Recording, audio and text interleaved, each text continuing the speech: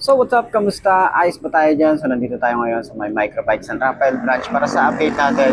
At ngayong bagong taon, 2026, bagong taon, bagong motor tayo. So ano nga bang update dito sa may Microbike MX250? Alamin natin yung presyo at yung specification kung sulit pa rin nga ba ngayong 2026. Tara, samahan nyo ako, walk around na natin. Ayos na ayos yan!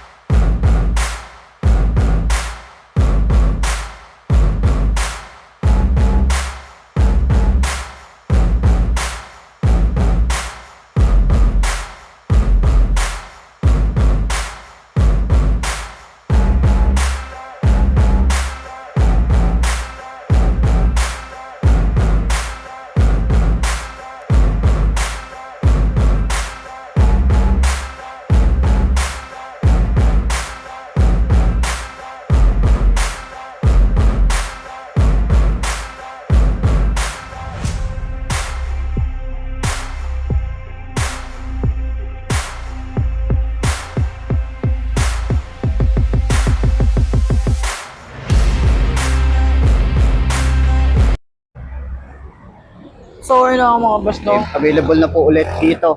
Okay, marami na ulit silang available na unit ng MX250 ng Microbike. Okay, ano nga bang special dito? Ito ay pang off-road na. Kung naghahanap ka ng sulit na pang trail bike, pwede ang sangto 250cc tapos sa halagang 72,000 na cash. Eh meron ka ng ganito kung kaporma. Okay, pang off-road yung ano natin dito, lalo na yung kanyang tires, harap at likod. Naka dual sport na rin tayo rito or pang off-road yung kanyang gulong. Naka single disc brake na rin tayo sa harap at sa likod. And then meron tayo rito digital panel and maganda yung kanyang gas tank, malaki rin. At yung ating upuan dito, malapad yung upuan, tsaka malambot. Okay? So, pa yung ano natin dito, maganda yung decals. Okay, maganda rin yung makina. Sulit ka na dito, naka-CDI na rin to, naka-carb type pa rin ng isang to. Pero sa presyo niya, tapos sa displacement talagang sulit ka pagdating dito. Pang off-road talaga siya. So kung gusto nyo gawin pang camping din ang isang to, meron tayong bracket dito para at least dun sa mga gamit natin. Maglagay tayo ng saddle bag dito. Okay, so mga pang camping, pwede ang isang to.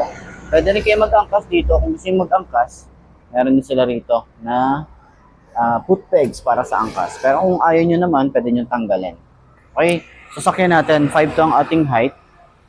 Alam ko hindi natin to abot, pero tatry lang natin sakyan kung ano yung itsura natin dito. Ayan. So, ganyan. So, sana huwag tayong bumuwal, katulad nung nakaraan, di ba? Bumuwal tayo. Pero yan, ganyan yung itsura natin. Maganda yung upuan. Okay, maganda rin yung ating ano rito, yung seat height natin dito. Diba, hindi natin abot. Sobrang pang malaki lang talaga to.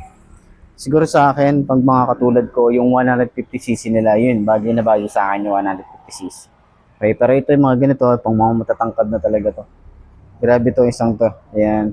So, ganyan yung tsura natin. So, sa lahat ng mga gustong bumili ng ganitong motorcycle, available po sila ng ilang unit dito. 2, 4, 5. Ayan, meron silang 5 units dito. So, puntahan nyo na lang dito at medyo talagang nagkakaubusan din. Lalo na yung 150cc nila, di ba? Mabilis maubos din yun. So, ayan, sa tingin nyo, sulit nga ba ang presyo niya ngayon? 2026, bagong taon, bagong motor, puntahan nyo na lang dito.